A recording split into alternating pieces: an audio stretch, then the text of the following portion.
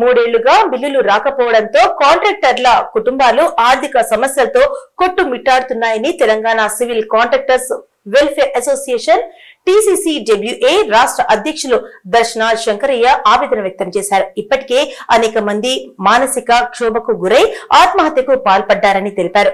కాంట్రాక్టర్లు బిల్లులు మెయింటెనెన్స్ బిల్లుల తక్షణమే చెల్లించాలని డిమాండ్ చేస్తూ బుధవారం ఖైరతాబాద్ లోని R&B కార్యాలయం ముందు అసోసియేషన్ ఆధ్వర్యంలో చిన్న కాంట్రాక్టర్ల ధర్నా నిర్వహించారు.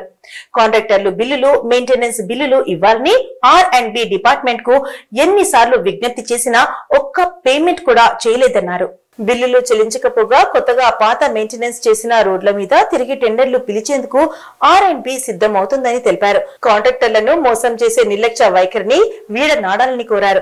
తమ పాత బిల్లులు చెల్లించిన తర్వాతనే కొత్త టెండర్లు పిలవాలని డిమాండ్ చేశారు.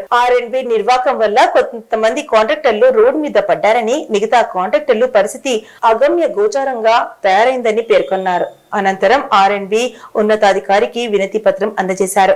ఇకనైనా పెండింగ్ బిల్లులు వెంటనే చెల్లించి తమకు న్యాయం చేయాలని వేడుకున్నారు.